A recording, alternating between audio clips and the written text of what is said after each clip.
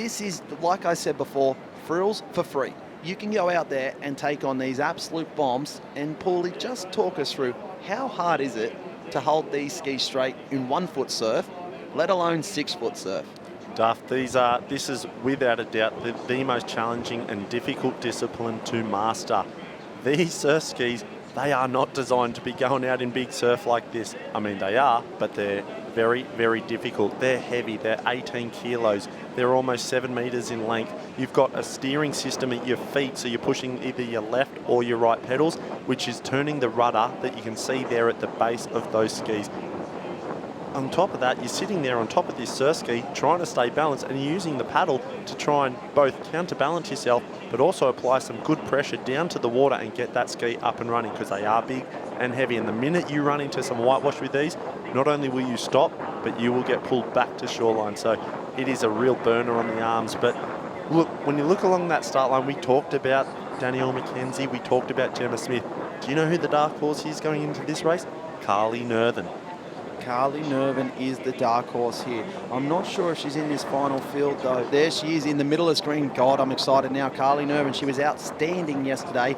She took out the board. She was so close in the ski. So she is the dark horse, like you say. She is the current World Ironwoman champion. I asked her yesterday, I said, I didn't broadcast. I said, you're the World Ironwoman champion. She goes, yep, still currently. Thank you very much, COVID. So she's been the longest standing current World Ironwoman champion that we've ever had in the history. But she is a red hot chance here. Now, it's very delicate, this little dance they do at the start, isn't it? The start of a ski is so important because it could be make or break. Now, with the surf the way it is, it's probably not as important as what we might see in the 1 foot sort of super sprint format.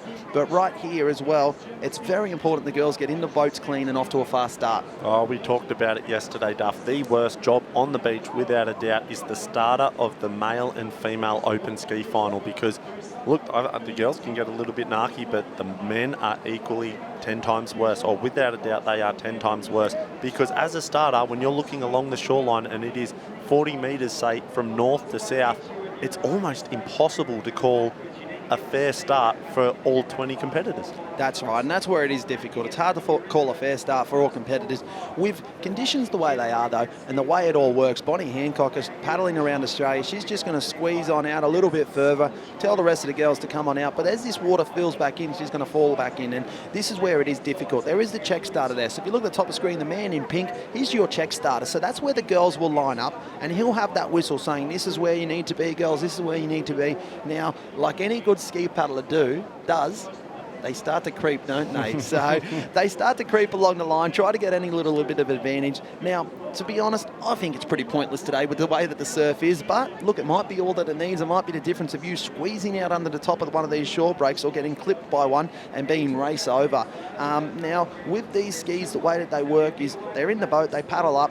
How are you even getting over the top of waves when you don't have the ability to put your weight backwards like you do on the board? What is it that you need to do in order to climb these mountainous whitewaters? It is very, very difficult. I guess they're designed, by design, the front of the bow of the skis always have a little bit of a reflector, so that when that whitewash hits them, naturally they will go up. But it is very, very difficult, Duff. You do sort of lean back in the chair, so to speak, a little bit and try and pop the nose, but it is very, very difficult. As we see the girls get underway now, and it looks like Danny Mack on the northern side. Carnage already for Bonnie Hancock there. Goes up and in the air as we see Danielle McKenzie almost sneak through. Ali Linden there, or formerly Ali Britton, is sneaking on out there for the Currawa Club as well. So Danielle McKenzie, top of screen, she's on the navy blue, she's on the dark blue ski. She's your jackpot chance, and she is the world champion, and she is an absolute phenomenal ski paddler. But Ali Linden, she was a former Coolangatta Gold champion. She is out, she's gone. So this is advantage there to Ali Linden, the dark horse, the smoky, as we like to call her. Carly Nervin also sneaking on through as well. So 2 girls out, the rest of them, it's carnage across the ocean. It is carnage early in this race, and we knew it would be, Duff. It has been all day. It is very, very difficult conditions, and that's not to take anything away from these girls. Any man would out there would show. We've seen Olympians coming, Olympian males out there, your Lockie Thames, Jacko Collins, all Lockie Thames, all falling short of making finals yesterday. That's just how difficult it is, as we see Ali Britton on the bottom of screen there being met by Carly Nerthen from Surfers Paradise. These two girls, I'm not saying they're by any means home and hose yet, but they've got a very handy lead at the start. At the moment, they're the only ones out, so they're definitely advantage to those two girls. Now, I hope that the viewers at home appreciate that this is the best quality field that could be assembled. We're talking world champions, we're talking Olympians, we're talking national level paddlers. This is the best of the best. This is the absolute grand finale that the best athletes converge on BMD Northcliffe Beach for the Shannon Eckstein Classic. This is the absolute, as Carly Nerthen gets pushed backwards there. There she goes. It's so hard to stop your momentum once that happens because the rudder gets out, it's hard to get any grab. And Ali Linden, she has just found her way through. I don't know. She is like Moses. She seems to have parted the ocean right now, Duff. We haven't seen her racing in a number of years, but it doesn't look like she's missed a beat because she's done very, very well to get out through the ocean here.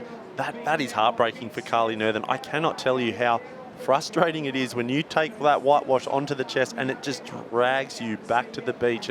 And you put your paddle in, Duff, and it's sometimes Mother Nature's just so fierce, so powerful, it does not matter. Look at the lead, Ali Britton. She's going to go and do who won the board just before? It was Hannah Scully. She's going to do a scully and just be up the beach whilst the rest of the girls might be just trying to make their way through the back break.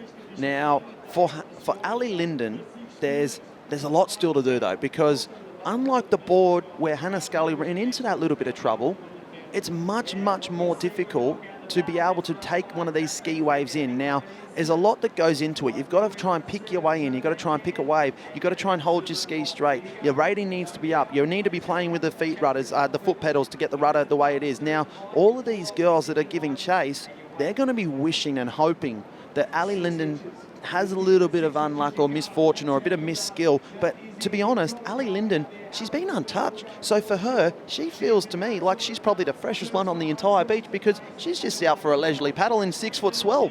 You wouldn't think about it, would you? She's got all the time in the world, Duff, so she's going to play the percentages. She's got the very fortunate opportunity to sit back and let all those sets go, but I can see one standing up behind her, Duff, as she starts to accelerate. She wants to get into that mid-gutter section where the whitewash will die down, and as we see that whitewash is about to catch her, she's got to stay upright and hold the ski. Ali Linden gets absolutely clobbered by that one there. In a terrible spot for her, Ali Linden. When you get into that and the white water's coming, there you go. Danielle McKenzie, top of your screen on the blue. Ali Linden, she's gone. She's out of this. It's a long swim back into the beach. She's lost her ski, and here we go. Coming on through as well. Looks like it might be Danielle McKenzie coming down that one, charging Bonnie Hancock. She was absolutely smashed at the start of this race, and she is back. She just finished a paddle around Australia. She's the endurance athlete. She goes sideways into Danielle McKenzie. Here we go. Skills must be on here. Danielle McKenzie, top of that wave, drops down into the belly of it. The beast is our way, and here we go. Look at the carnage behind her, but Danielle McKenzie has not put a foot wrong on the way in. This is outstanding. The skill involved in this pulley.